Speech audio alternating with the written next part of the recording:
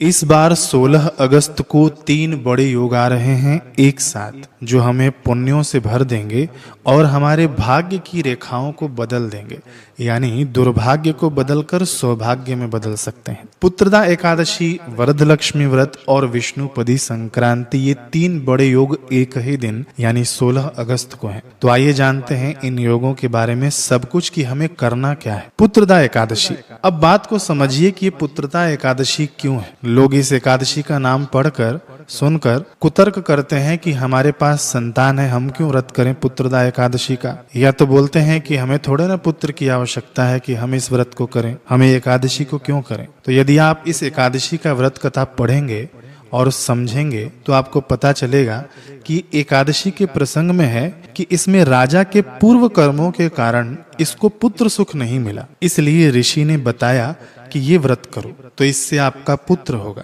तो एकादशी पुत्र के लिए नहीं है, हमारे पूर्व संचित कर्मों को नष्ट करने के लिए है। तो इस एकादशी को हम सभी यत्न पूर्वक व्रत उपवास जरूर करें, क्योंकि ये हमारे पूर्व के संचित कर्मों को नष्ट करने का सामर्थ्य रखती है। हम सभी के पास कोई न कोई पूर्व संचित कर्म, दूषित कर्म होता ही है, जो इस एकादशी के प्रभाव से सहज में ही नष्ट हो जाएगा। एकादशी शुरू होगी 15 अगस्त को सुबह 10:26 से। तो चावल आपको 15 तारीख को नहीं खाना है। व्रत उपवास आपको 16 तारीख को करना है। अगले दिन व्रत उपवास खुलेगा यानी 17 तारीख को।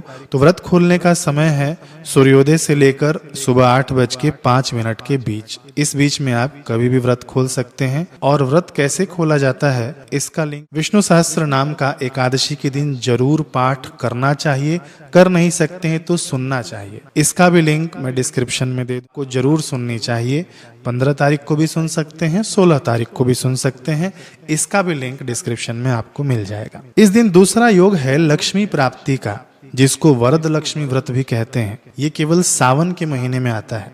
सावन के शुक्ल पक्ष के आखिरी शुक्रवार को मनाया जाता है। इसमें लक्ष्मी जी की साधना की जाती है और वैसे ही ये फलदायी मानी जाती है जैसे हम दीपावली में लक्ष्मी जी की साधना करते हैं, ऐसे ही फलदायक है ये वरद लक्ष्मी व्रत। एकादशी के साथ साथ लक्ष्मी जी का पूजन कितना सुंदर संयोग है। एकादशी नारायण का दिन है और वरद लक्ष्मी व्रत माँ लक्ष्मी का दिन, यानी ये दोनों योग एक ही दिन है, यानी लक्ष्मी नारायण का योग है। अद्भुत संयोग है, तो मौका मत चूकना। ये पूजन शाम को सूर्यास्त के समय करना है लक्ष्मी जी का। अपने घर में दीपक जला लेना दरवाजे पर और लक्ष्मी जी का खूब विधि विधान से पूजन करना। वरद लक्ष्मी पूजन की पूरी विधि मैं YouTube पर अपलोड कर दूंगा, जिसको आप देखकर सहज में कर सकते हैं। वीडियो आपको 1-2 दिन में अपने इसी चैनल पर मिल जाएगा। उसमें सामग्री का भी बताया जाएगा ताकि आप पहले से तैयारी कर लें और 16 तारीख को सहज में पूजन कर लें। इस वरद लक्ष्मी व्रत में खास करके एक कलावा बांधा जाता है, जो उसके अंदर अभिमंत्रित करके लक्ष्मी जी के पूजन के बीच में ही पहना जाता है। वो भी उस पूजन की विधि में ही इंक्लूड होगा। आप लोगों पूजन देखकर कर लेना। आपको कुल 20 से 25 मिनट ही लगेगा पूजन में, तो आप जरूर करना। शाम को करना है, कई लोग ऑफिस से आते हैं तो वे लोग रात को भी कर सकते हैं। तीसरा बहुत बड़ा योग है इस दिन विष्णुपदी संक्रांति का। ये योग शुरू होगा दोपहर के 12:31 से और रहेगा सूर्यास्त तक। शास्त्र कहते हैं कि लक्ष्यम विष्णुपदी फलम, यानी विष्णुपदी संक्रांति को किए गए दान, मंत्र जाप, इनका फल लाख गुना होता है।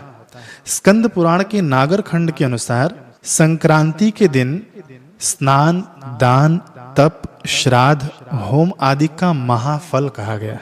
संक्रांतो यानी दत्तानि हव्य कव्यानि दातृभिः तानि नित्यं ददाते अर्कः पुनर्जन्मनि जन्मनि। इसका अर्थ होता है कि संक्रांति आदि के अवसरों में हव्य कव्य आदि जो कुछ भी दिया जाता है, सूर्य भगवान उसे जन्म जन्मांतर हमें प्रदान करते रहते हैं। देखिए कैसा बैंक बैलेंस बनाने का समय है। इसका सहज में हम इसको समझें तो ये है कि हम इस काल में, यानी संक्रांति का जो काल है, जो 12:31 से सूर्यास्त तक, यानी ये जो काल है, इसके अंदर हम जो भी पुण्य कर्म करेंगे, किसी को दान करेंगे या जप करेंगे, विशेष करके इसमें दान की महिमा बहुत अधिक है, तो ये हमें सूर्य भगवान जन्मों जन्मांतरों तक प्रदान करते रहते हैं। ये संक्रांति में दान की ऐसी अद्भुत महिमा है।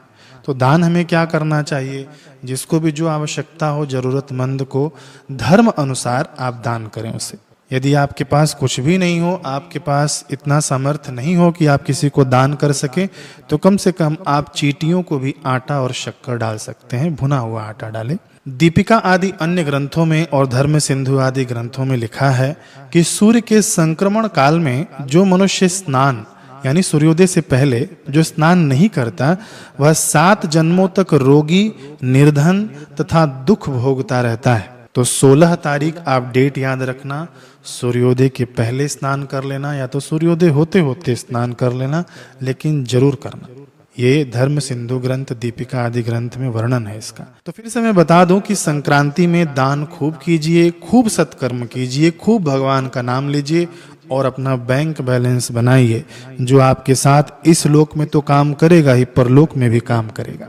तो ये 3 महायोगों का संगम है 16 अगस्त को।